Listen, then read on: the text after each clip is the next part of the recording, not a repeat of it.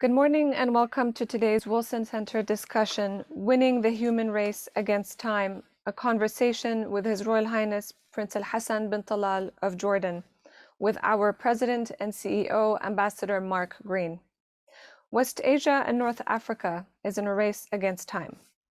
Within the next 30 years, we will see increasing air pollution and climate change-induced heat waves and droughts that will push the region closer to uninhabitability, triggering even more levels of human insecurity and large-scale displacement, which today is estimated at 100 million worldwide, the vast majority in the region. And half of those displaced are children, whose future is marred in uncertainty and increasingly the absence of hope. Today's discussion is not only timely, but critical to unpack and better understand the pressing climate change challenges the region faces and the need to implement a human dignity approach to solutions. It is truly my honor to introduce His Royal Highness Prince Hassan bin Talal, whose commitment and tireless work has long been focused on a human dignity-centered approach to security. Prince Hassan served as Jordan's Crown Prince for over 3 decades. He was the late King Hussein's closest political advisor, confidant, and deputy. He played a central role in overseeing various initiatives, developmental plans in Jordan, and has a long record of seeking to build a collaborative framework around shared water resources, ensuring the sustainable use of energy and water, and building the livelihoods of people in the Middle East, again centered on human dignity. He's a founding member of various institutions, including the West Asia North Africa Institute, whose mission is centered on addressing the region's problems through dialogue. He has worked on numerous humanitarian causes, serving as the chairman of the UN Secretary General's Advisory Board on Water and Sanitation and the High-Level Forum for the Blue Peace Middle East Plan. Your Royal Highness, thank you so much for being with us today. You couldn't have chosen a more suitable platform than that of the Wilson Center to discuss with President and CEO Ambassador Mark Green all these topics. Ambassador Green has been at the helm of various institutions and initiatives that have been focused on finding solutions to global challenges, primarily humanitarian and developmental. And before I turn this to you, Ambassador Green, a reminder to our audience to submit your questions in the comments box or tweet them to @WilsonCenterMEP. Ambassador Green, over to you. Great, thanks, Marissa. And Your Highness, welcome back to the Wilson Center. You have been a contributor and a thought leader in our work. Your Highness, would you like to offer some opening comments as our conversation gets underway? Thank you, Ambassador Green. I'd just like to quote someone I admire enormously, and that is Christopher Clark, who is actually the Regius Professor of History at Cambridge University, in his brilliant new book, Prisoners of Time. If you recall, he wrote The Sleepwalkers, Walking into World War I. And in this book, he quotes Robert H. Latif writing on future war. And I quote, we have evolved, if that's not a contradiction in terms, in the direction of total surveillance, unmanned warfare, standoff weapons, surgical strikes, cyber operations, and clandestine operations by elite forces whose battlefield is global. That, I would say, against the fact that water became a human right in 2010, healthy environment, however, has become a fundamental right last year.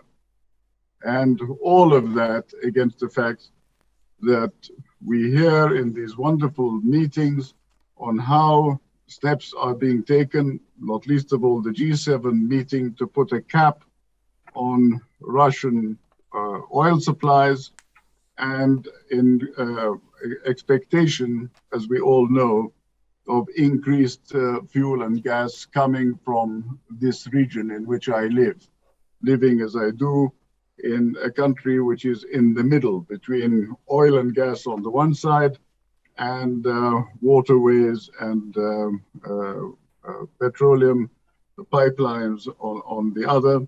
In fact, living in what is often known as CEP, the circular error probability of missiles landing anywhere with any form of warhead known to man.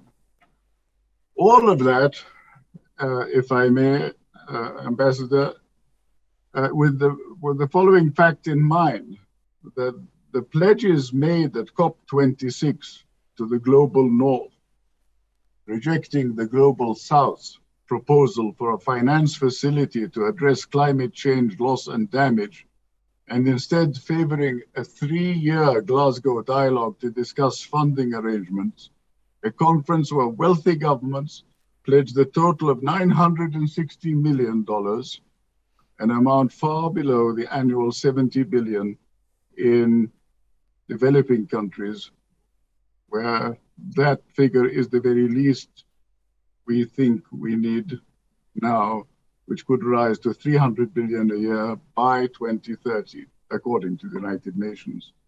So my question is, as Yuval Harari puts it with his usual eloquence, is it not true that we have the dubious distinction of being the deadliest species in the annals of life?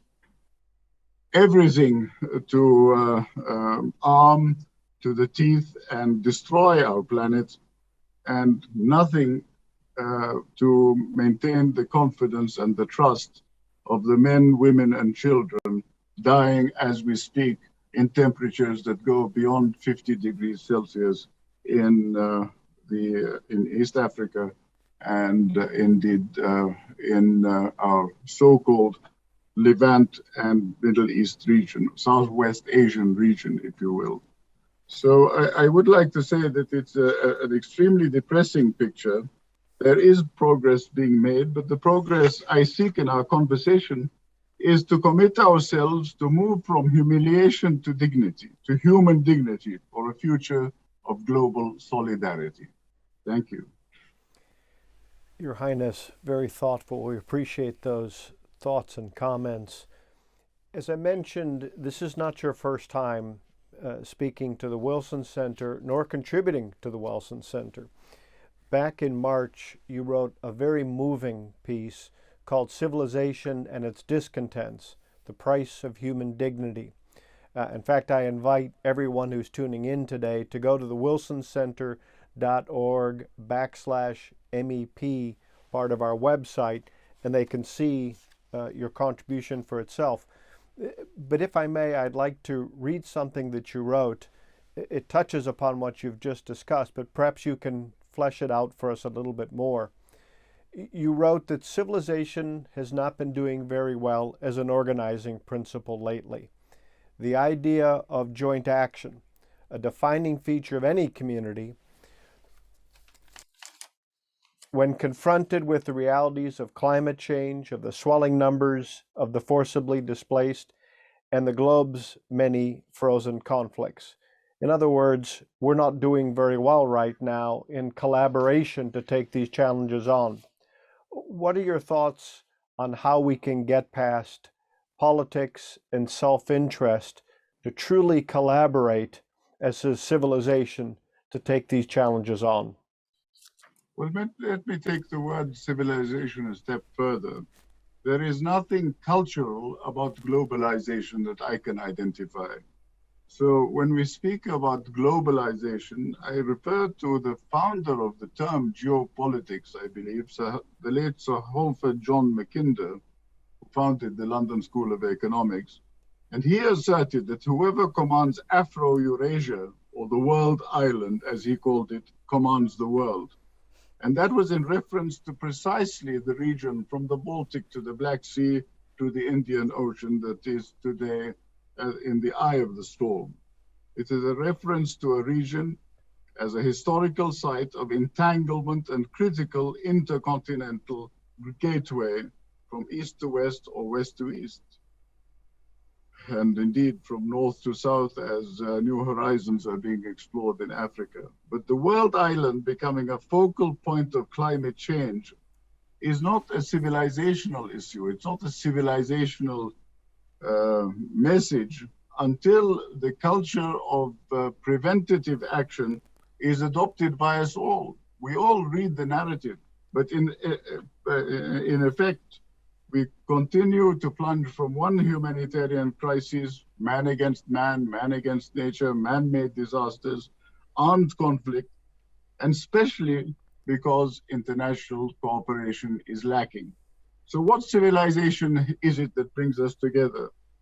We are, by 2050, facing a situation where protracted heat waves and sandstorms may make the Middle East and North Africa uninhabitable. So you forgive me if my voice sounds somewhat shrill, but today in 2022, I look at my grandsons who are 8 and 6. We are blessed with 9 grandchildren from 28 to 6 years old. What is their future going to be, and that of hundreds of millions of others like them between now and 2050? Although it has contributed only 3% of total global CO2 emissions since 1850, it will be, I mean the MENA region, it will be one of the world's regions hit hardest by climate change and by exploitation in terms of funding trillions of dollars of weapons sale and the funding of the export of oil and gas. So we are living in the middle of an unbelievable series of set of contradictions. So it may be tempting just to look back to Corona for a minute and to view the pandemic or the worst inflation crisis in 40 years as one-off events. But both shocks to the global system, to the civilization of which we speak, demonstrate that in the absence of intra-independence, I respect you, you respect me, and we were joined together in working for regional commons, for global commons. Only in that event, when we are wired up and interconnected, can we find a recipe for the fragilities and insecurities that we are facing today, so as to man up and face them correctly. Your Highness, let me refer to something else you wrote in your piece, because I think it actually gets at something that you're talking about here. You wrote that yesterday's isms, imperialism, colonialism, racism, and protectionism, and today's isms, populism, ethno-nationalism, chauvinism, and sectarianism, cannot and must not be allowed to be brought together to undermine the rules-based international order, one in need of peaceful revision. In other words, you suggest that we have to have a strong rules-based order to be able to collaborate and take these challenges on. How can we do that, given, I think we all agree, the system not working as well as it needs to, and collaboration in short supply? What would you suggest that we all do to get back to that rules-based order that allows us to take these challenges on together? Well, the German political scientist, and I quote again Wolfgang Streeck, has compared modern capitalism to a terminally ill patient suffering from multiple incurable disorders, but whose moribund body is too large to be removed from the scene or replaced by an alternative. And as he puts it, it is remarkable how many works start with the word the end of politics, end of liberal democracy, end of the left, end of the right, how democracy ends, and so forth. So I think that in terms of the golden rule, which, as you well know, cannot be claimed for any one philosophy or religion indeed, the successful evolution of communities has depended on its use as a standard through which conflict can be resolved. Avoid doing what you would blame others for doing. Today, we seem to be in a cycle of outdoing each other in policies which are driven by politics. So I would suggest humbly that politics are all very well for the charnel house of politics worldwide, which is basically to do down your opponents in any means, fair or foul, and generally foul. And policies which transcend the decades, should be taken seriously. The SDGs of the United Nations have been completely derailed by the recent crises, COVID and war, renewing their ugly heads. And this is a point that I want to make. Why is it that we always have to deal with the issues one by one in a siloistic manner? The silos of greed are not described as such. They're described as food and nutrition. But in fact, the overriding factor in food and nutrition are the politics that are depriving regions in the world of the necessary support that they are expecting. I just like to say that human security emphasizes the interconnectedness of threats and responds to them in two ways. They are interlinked into a domino effect because each threat feeds on the other. For example, violent conflicts cannot lead to deprivation and poverty, which could lead to resource depletion, education deficits, and so forth. And secondly, threats in a given country or area can spill over to a wider region. For example, we are the second water scarce at the top of the list of water scarce countries in the world. Every drop of water that we get comes from our north, from Turkey. There is no regional water and energy community which we have aspired to for years and years and years. The Europeans, after two devastating world wars, finally came to the coal and steel community. These are policies to which we have to commit so that citizens become water citizens, become food citizens, become agents for change.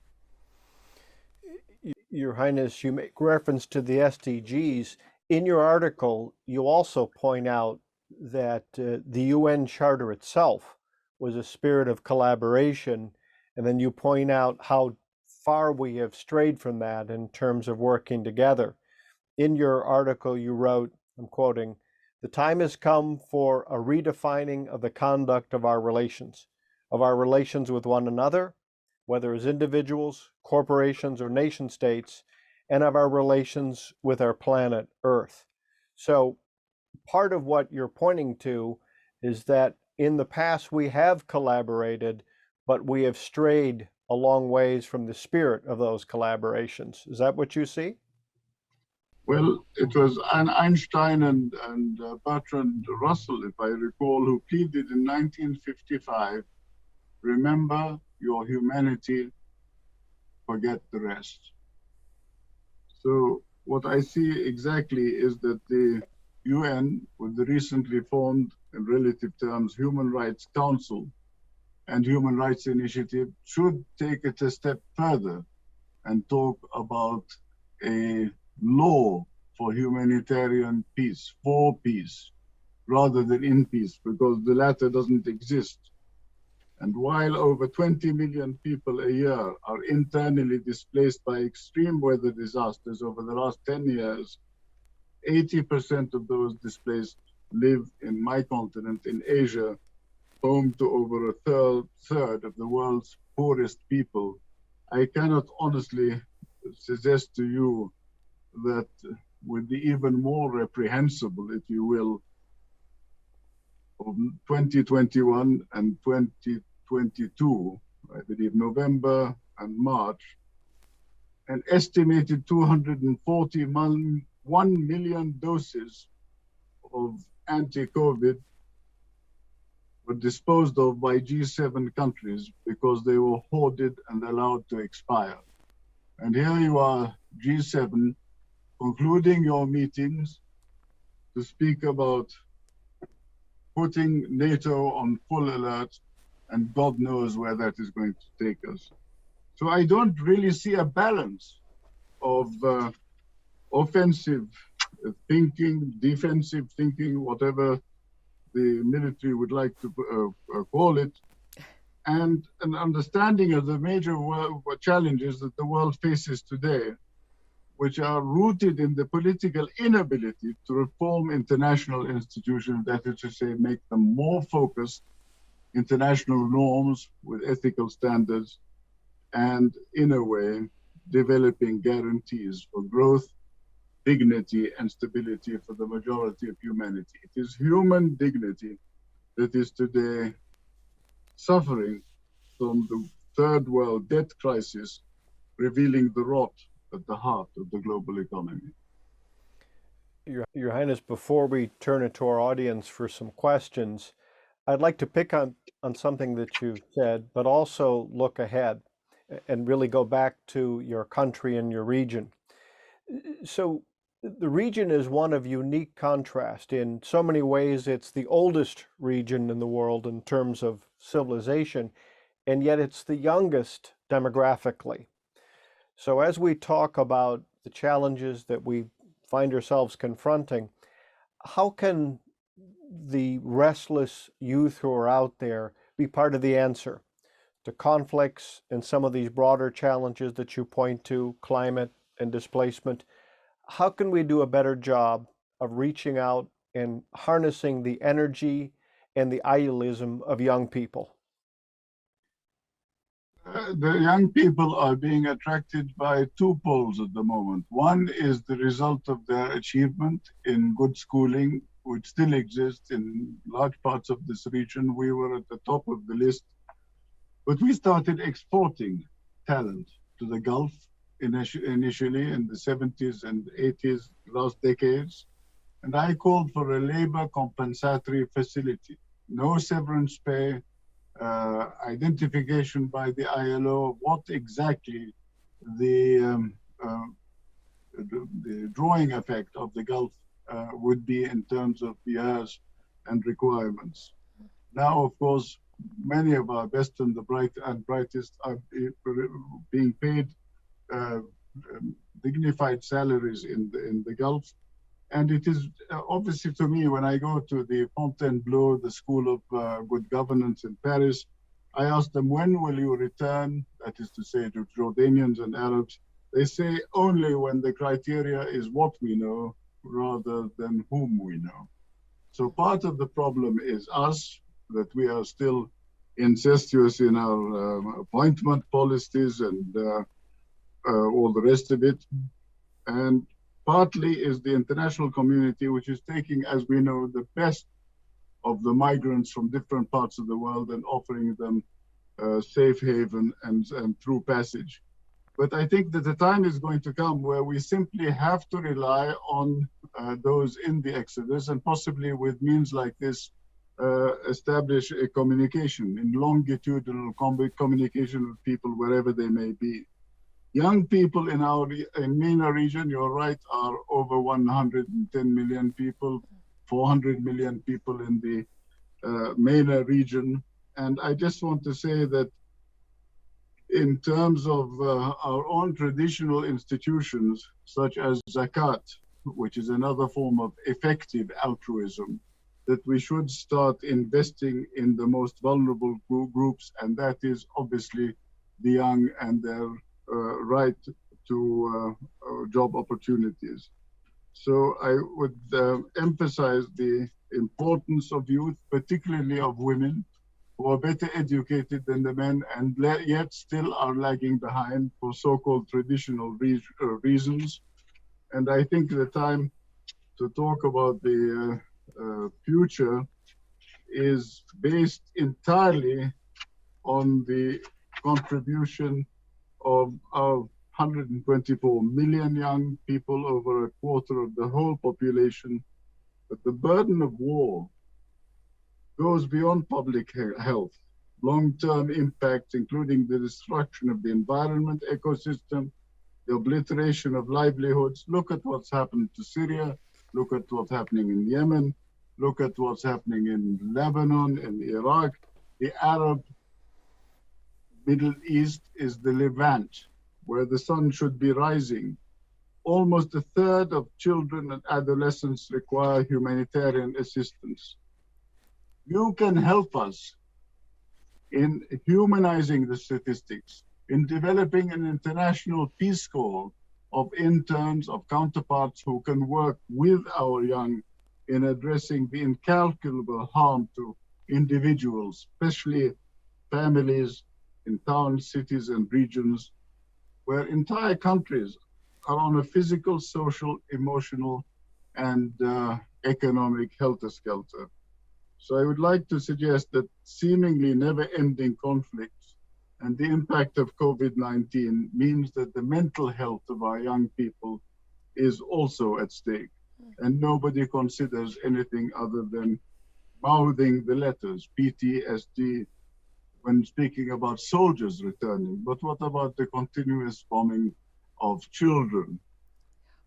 There are more children in school than ever before. Why? Because we have a two-shift system now and a night school, and there is no end to it unless we work at creating glimmers of hope.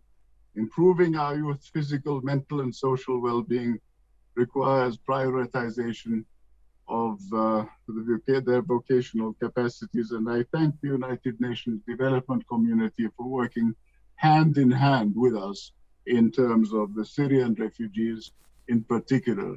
Our population jumped from 3 million in the 90s to over 10 million now. And I would like to think that we do not make a distinction between one human being and another.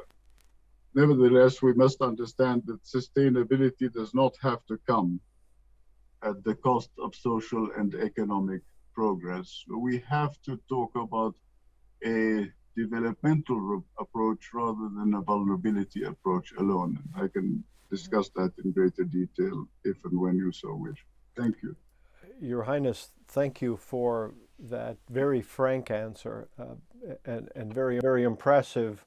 To so many of us have admired the approach of the government of Jordan in dealing with refugees and migrants and religious minorities who have fled to Jordan. Your government has done a remarkable job in helping to cultivate that talent. And I will say, if I may just say that when we took in 200 million people over 1 week from Mosul alone, Christians, not only Christians, but mainly Christian, our churches, our mosques, our homes, our hearts were open to these people. I know it, I lived it, and I'm proud of our achievement in that regard.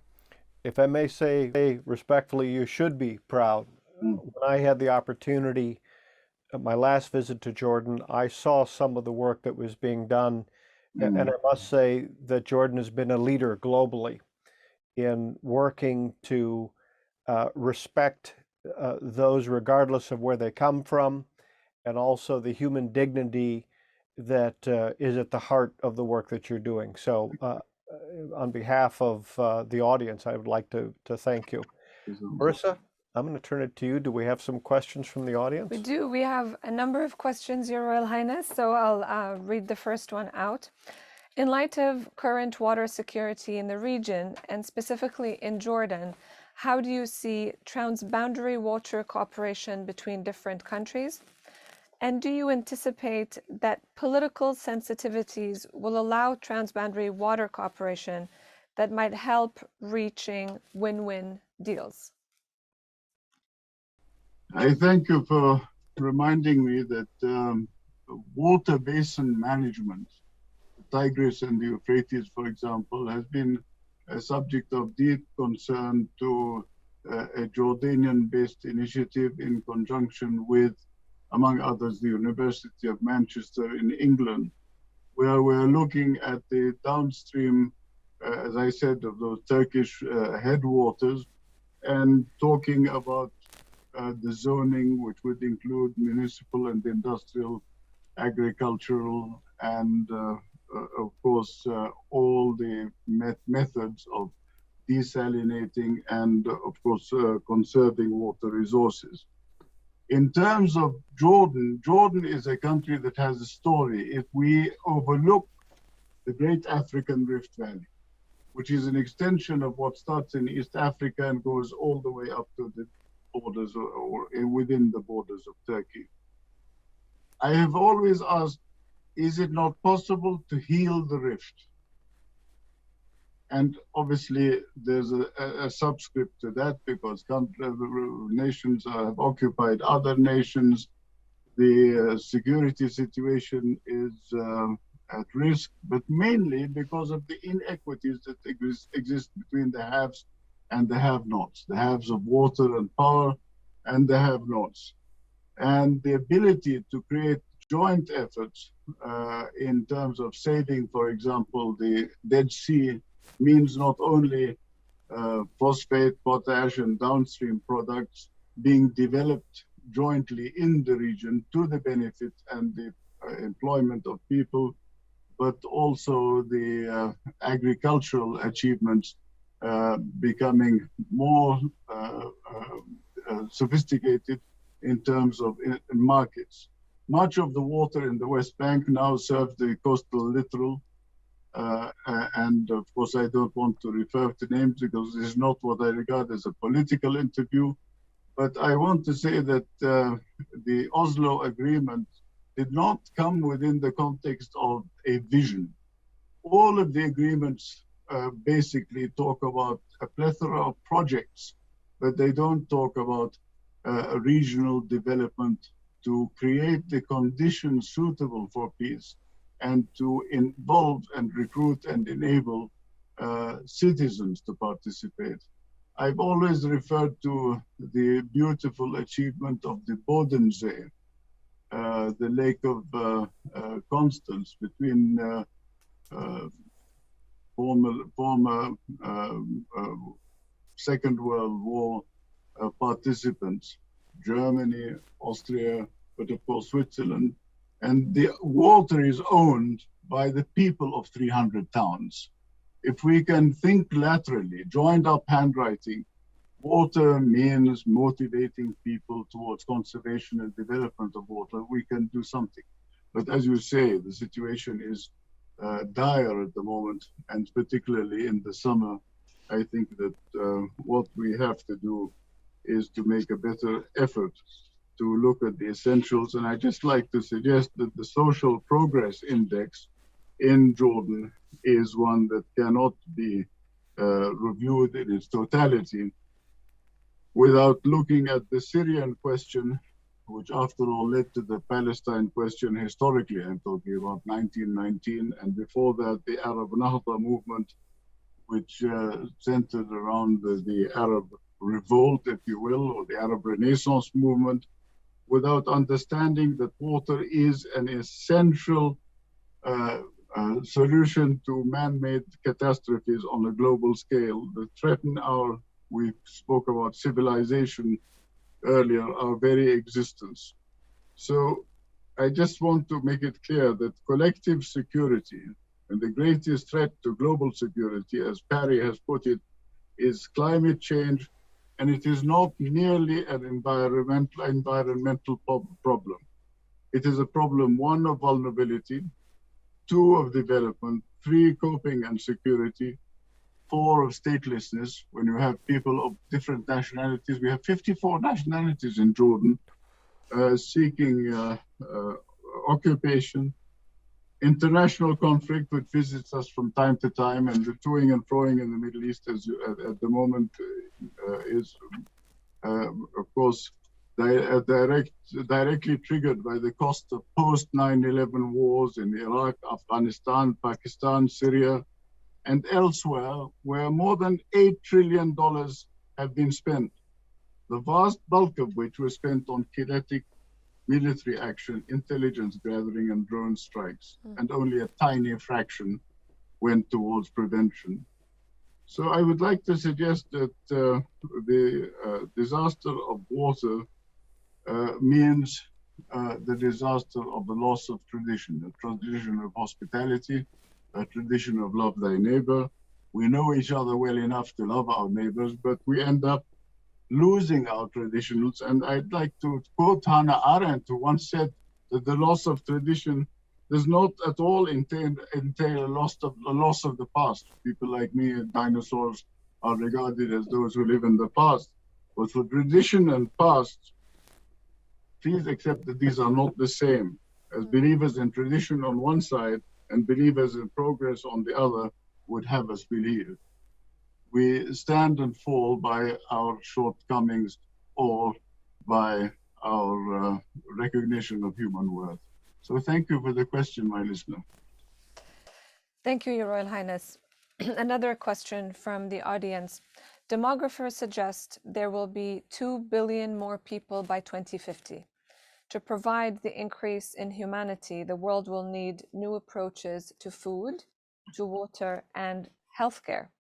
If innovation is an important part of the answer, what would you suggest about global innovation, if I may add, technology? Well, if I may suggest to you that the organization, at least its title, Never Normal, is a futuristic group of young industrialists and innovators in the United States, strangely chaired by, I'm happy to say, a Jordanian. And Never Normal is just how we should look at the present issue of innovation. The innovative public in this country have done some outstanding things, and I would say that in terms of our universities joining with the World Science Forum, which participated in Jordan 2-3 years ago now, the first meeting of the Europe-based science forum outside Europe was an opportunity for young entrepreneurs to meet in every aspect of mechanisms for development. So I would like to suggest that the participation of the present in what you called innovation is largely achieved by, believe it or not, the displacement of more than 8 million people throughout Southwest Asia. The numbers seem daunting, but they do not convey the full damage of displacement. It is necessary, I think, to humanize our statistics and to recognize the educational plus that these figures also carry with them. So investing in our human resources, protecting and investing in the region's human capital is an issue which I would like to discuss with you as we discuss lives of youth in jeopardy in the Middle East, North Africa, as the UNICEF has put it. And I would refer you to that particular report. I think I would probably stop at this stage. Thank you. Thank you, Your Royal Highness. A related question to some of the points you raised just now and earlier with regards to youth and workforce development. How can MENA countries unleash the private sector to achieve the goals of job creation and reaching a sustainable future? Well, I personally believe that the whole context of the private sector should become a part of a national effort for improvement of our standing in the world. I just attended a meeting yesterday of the initiation of the Jordan-Japan Friendship Society. And there I find the private sector who have, of course, entered the New York market, particularly in terms of medicine and medical supplies, of course, were enhanced by, during the COVID crisis, Jordanians expressing the readiness and the capability to provide vaccines. All of these issues have been an indication of a plus in terms of Jordanian private sector. But I would think that in terms of the mentality, the whole attitude to private sector development, Jordan has to become an entrepreneurial country because, quite honestly, the relative stability that we enjoy is not entirely of our own achievement. It's also a reflection of the fact that Baghdad and Damascus are in the state that they are. And I'm finding it rather sad to say that the leapfrogging of Jordan by the advanced cooperation between Israel and the normalizing countries does mean that we have to hold our own and stand on our own 2 feet. But in this subject, on this subject as well, I quite honestly did not come prepared to answer your question. Thank you. Thank you, Your Highness. Another question from the audience. Will Jordan seek to enhance peace and normalization process in light of President Biden's trip to the Middle East? Well, that's a very good question, but I think that in terms of the normalization to which the questioner is alluding, I want to make it very clear that while occupation of Palestinian lands continues, while the rejection of international resolutions continue, I think it's going to be very difficult to explain outside the rarefied consultation rooms of the region and the world why it is we're not moving towards peace. Don't forget that even before the Ukraine-Russian confrontation, the Middle East had been relegated to a back seat. And I find that extremely saddening that we are only called in because of our resources, not because of our ability to be destructive towards each other's lives and very existence. But in terms of normalization, as I said, how can we heal the rift? How can we look at a vision of peace when all we want to do is to talk about projects and benefiting from each other's open-handed invitation with both hands, if you will, to participate in a form of, I don't know, seeking protection from beyond the region in issues which are related more to the Iran confrontation or alleged confrontation with the region than the Arab-Israeli confrontation of today. So if we want to look at normalization, then let's talk about environment, governance, and the future of the Middle East. Let's talk about the green-blue deal for the Middle East. Let's talk about the ecological threat register of 2020, understanding ecological threats. And most importantly, let's look at achieving sustainable goal 2 of those SDGs, zero hunger in Jordan by 2030. Mm-hmm. State of food security and nutrition is one of the main issues that come to my mind, food and waste. But as far as Jordan and Israel are concerned, peace to prosperity, a vision to improve the lives of the Palestinian and the Israeli people is where we should be going.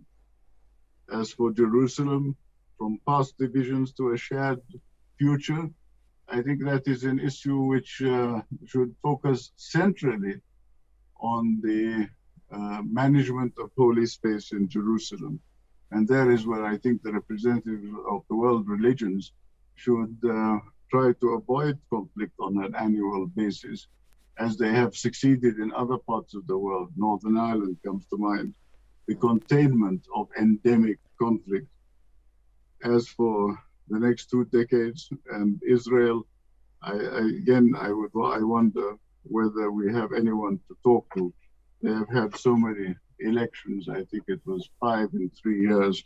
And is this one way of sidestepping the issue, or can we look at Israel and the region, or Israel in the region, or Israel with a special set of criteria and law that applies to it and to no one else?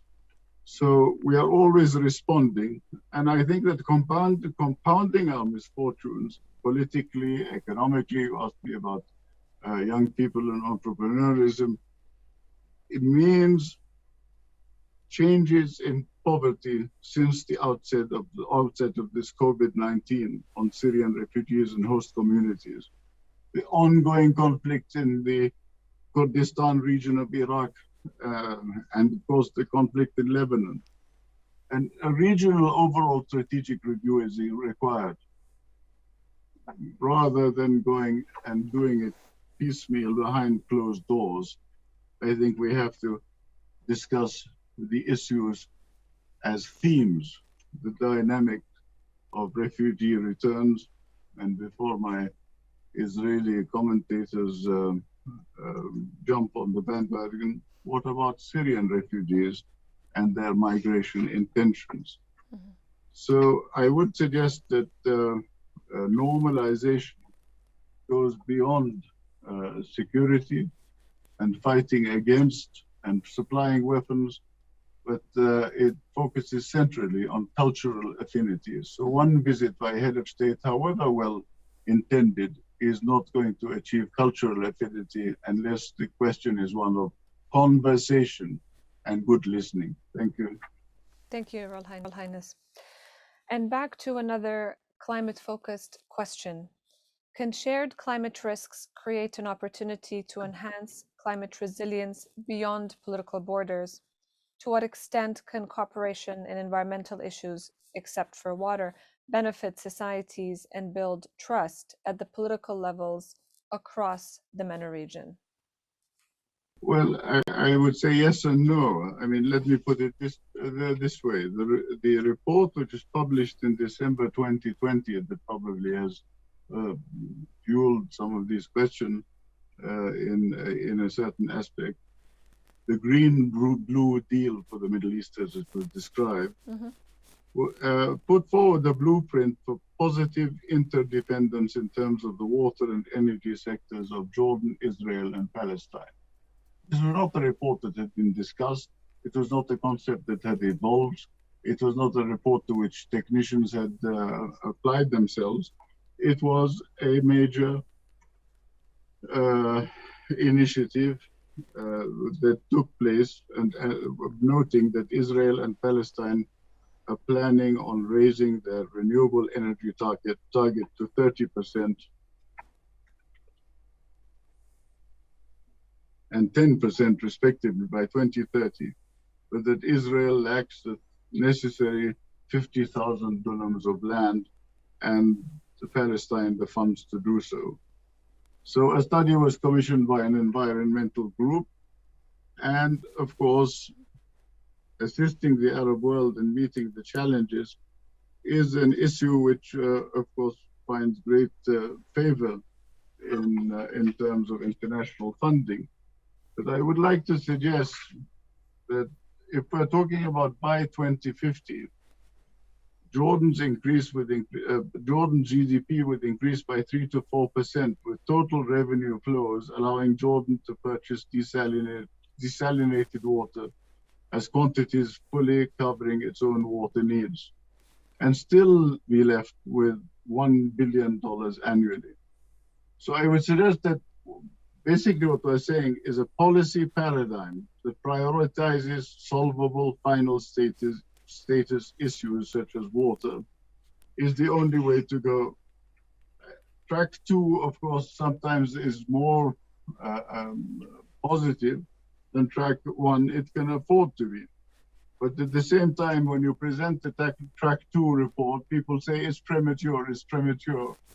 The skill is to know when it is mature enough to move. This is why in the days of Prime Minister Rabin and the late King Hussein, we were able to move. And there was a euphoria of goodwill and optimism. But today, I would suggest that in view of the European Investment Bank's financial support to Israel and Gaza desalination plants, in addition to the EIB and the European Bank for Reconstruction and Development's large investments in solar energy production in Jordan, I think that the EIB is on the inside rail of trying to create conditions where some of the written hopes and expectations can be understood as actually taking human form on the ground. But we do need immediate interim steps. We do need greater pre-feasibility studies and greater attention to concepts rather than projects alone. Mm-hmm. Thank you, Your Royal Highness. And another question from the audience. In order for more cooperation between countries, there needs to be an effort to forget century-old rivalries. So what needs to happen in order for that to happen? Well, that's a very kind question from the participant. I would probably be saying the same thing if the conflict was elsewhere and not immediately at my front door. So I would possibly suggest that the peacemakers' covenant toward legitimate and durable peace should be considered. But how is peacemaking conceived and implemented by the partners to a potential peace? What is the primary focus for the moment? Is it a peace process? Unfortunately, if you look at the immediate background of the last several years, since the Camp David agreement and the Jordan-Israel agreement, I think that you would find, and for that matter, even the almost achieved Syrian-Israeli agreement, that external actors are at work with local actors, and peace processes are reconfigured when within the context of state and society relations. So the issue is extremely complicated. It's not helped by the fact that we do not have, as in the case of King Hussein at that time, God bless his soul, a moral compass, a lodestar, or a partnership compact between a leader and his people. So I would suggest, as the principles of peace have enunciated, that dignity, solidarity, humility, and enhancing legitimacy are part and parcel of lasting peace. Thank you, Your Royal Highness. And one last question coming from the audience, focused on the United States and Jordan. How can U.S. policymakers make sure that Jordan is supported as a key partner to the United States? Well, I believe by understanding the fact that we are central to the Levant region. If you recall, the European Union called us the Mashreq region when we signed an agreement. In the 70s, we were Egypt, Syria, and Jordan. The difference being that Egypt and Syria were European Mediterranean littoral countries. On the south of the Mediterranean, they were recognized as such. Jordan was recognized as geopolitically Mediterranean, which means that in terms of negotiations, we should have access to the sea, as we did in 1949 in Haifa, for example. But I asked the European, and maybe the question should also apply, if Portugal does not have a foothold on the Mediterranean, why is it a full partner in Europe? And yet we only have this sobriquet of geopolitically Mediterranean. I think that the future of pipelines, both oil and gas, seem to be indicating that the Mediterranean is part of the sphere of Jordanian life. And I think that in terms of the future, if there is to be any openness between contiguous realities, any form of Benelux considered in the region, then there obviously has to be a realization. I think Cy Vance was the only Secretary of State that I remember who spoke about the Mediterranean as a nexus, not a divide. But today, with all the discussions of NATO and the alphabet soup of CSC and OSC and whatever, I think we have to cut through all of this, both on the Jordanian side and the American side, and identify clearly what is expected of both parties. Obviously, there is an American vision. Obviously, there's an American strategy also, we assume. But at the same time, how does it take into consideration the legitimacy of continuing to develop what we would hope can be taken into consideration, and that includes adopting and developing hybrid solutions to face our extremely hybrid situation. And that, of course, means less recognition of bilateral relations. I mean, American delegation visits capitals X, Y, and Z and goes back and reports individually to their particular policymakers. The Europeans do the same, but there is never, as I can identify, a regional understanding of what the Levant could and must mean. We are the hinterland to oil. If we look at Iraq, the Arab hinterland, Iraq, Syria, Palestine, Lebanon, Jordan, we come up to 71 million people. If we were to add, in circumstances possibly unimaginable today, that nothing is unimaginable in the Middle East. I mean, do you remember that CENTO existed in 1958, the Central Treaty Organization?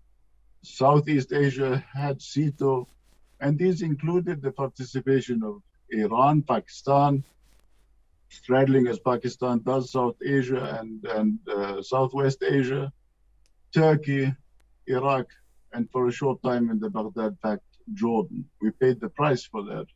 And now people are talking about new security arrangements. Does a security arrangement mean transient security, or does it mean in-depth peace and stability? I think we have to talk about stabilizing the Levant rather than just responding to the question of the here and now.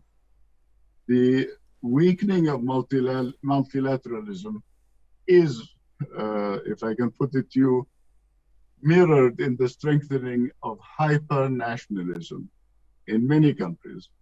And it won't be sufficient to mend the multilateral system. It is necessary instead to envisage new principles for creating a global governance grid that serves the interests of human civilization and not the nation states. And as my friend Sandeep Paslekar from India at the Strategic Foresight Group has put it, maybe we need a united peoples, not a united nations.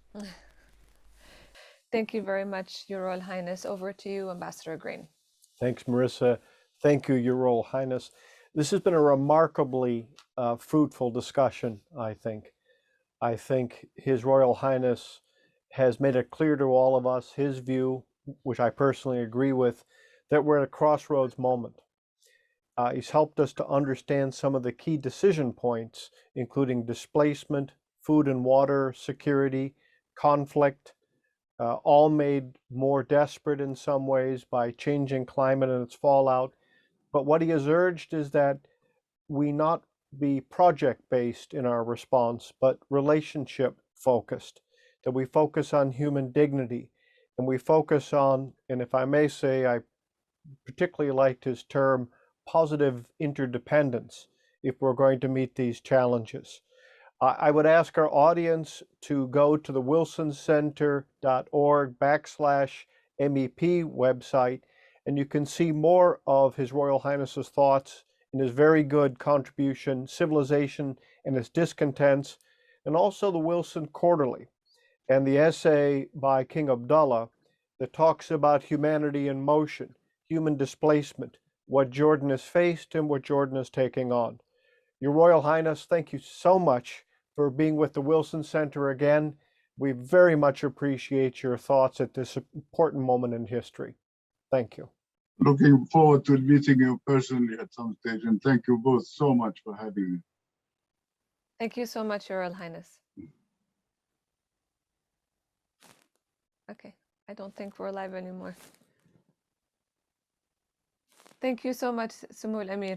This was أشكرك يعني حقيقة كانت